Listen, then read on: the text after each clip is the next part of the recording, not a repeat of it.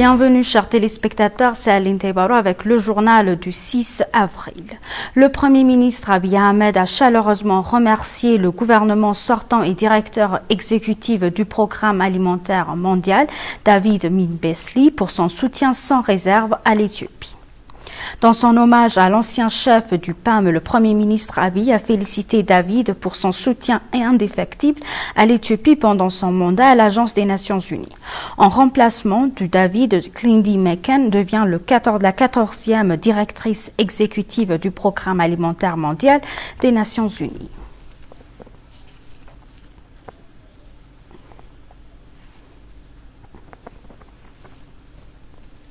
L'ambassadeur de Russie en Éthiopie, Evgeny Terekin, a dévoilé que la coopération et les relations entre l'Éthiopie et la Russie atteindront bientôt de nouveaux chapitres dans divers domaines. S'adressant à l'agence des nouvelles éthiopiennes, l'ambassadeur a souligné que l'Éthiopie et la Russie ont toujours été une amitié très fiable et exemplaire malgré les variables politiques et historiques. L'ambassadeur a noté que la paix est fondamentale pour tout développement et que son pays s'est engagé à apporter son plein soutien à l'Éthiopie. Concernant la coopération scientifique et technologique, l'ambassadeur a souligné que la coopération éthiopienne et russe est exemplaire et vitale. En ce qui concerne la coopération spatiale, l'ambassadeur a noté que la Russie réfléchissait à la manière de faire en sorte que les technologies spatiales servent les intérêts pratiques concrets de l'Éthiopie.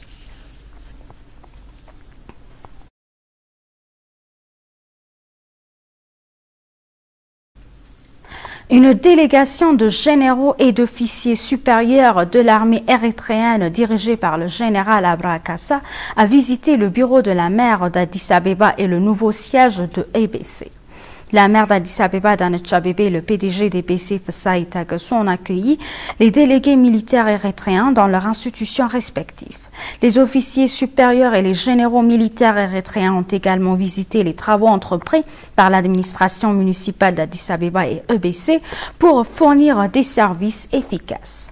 On rappelle que suite à une invitation de son homologue éthiopien, les délégués érythréens sont en Éthiopie pour une visite officielle de travail depuis lundi. Ils ont visité diverses organisations et installations gouvernementales.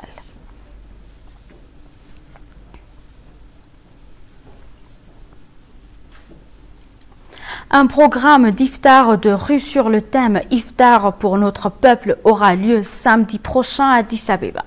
Il a été déclaré que le programme d'iftar de rue sur le thème « Iftar pour notre peuple » se tiendra samedi prochain à Addis Abeba sur la place Meskel. Le coordonnateur Faisal Kamal a mentionné qu'il s'agit d'un excellent programme d'iftar qui se tiendra en Éthiopie pour la 3e fois et a déclaré que c'est un programme qui sera réalisé d'une manière qui renforce les valeurs de l'Éthiopie grâce à la coopération et au soutien mutuel. Un travail de collecte de soutien pour les personnes déplacées et confrontées à des problèmes dus à la sécheresse et à diverses régions sera également effectué. Ce jour-là, des adeptes de l'islam, les chefs religieux, des représentants du gouvernement, des diplomates et des invités seront présents. Il est également indiqué que le programme sera coordonné par plus de 4000 jeunes volontaires.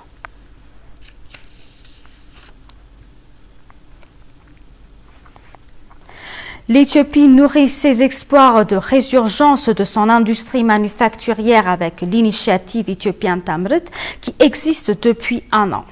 L'initiative vise à éliminer les obstacles dans l'industrie grâce à la coordination, à accroître la compétitivité et l'améliorer pour contribuer à la transformation structurelle.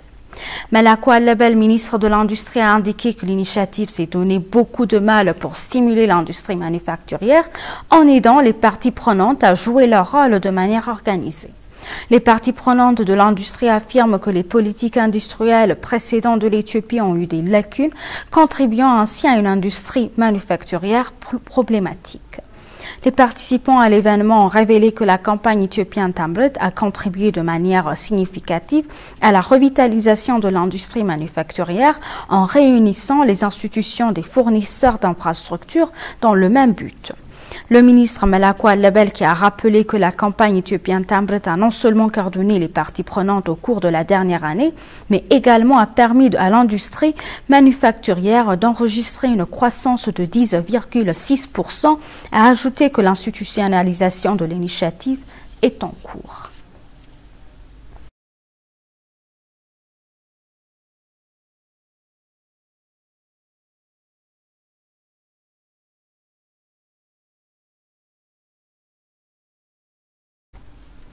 Et pour conclure le journal, par ailleurs, une délégation éthiopienne de haut niveau conduite par Adam Farah, vice-président du Parti de la Prospérité, Pouvoir, est arrivée hier à Djibouti pour une visite de travail officielle. À leur arrivée, les délégués ont été accueillis par Birhanu Tsaggaye, ambassadeur d'Éthiopie à Djibouti. La délégation devra élaborer des stratégies pour renforcer les relations éthiopiennes-Djibouti.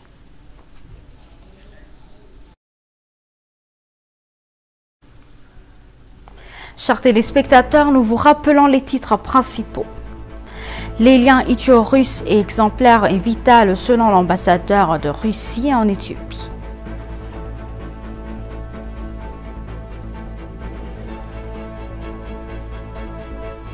L'Éthiopie nourrit ses espoirs de résurgence de son industrie manufacturière avec l'initiative Ethiopian Tamrit.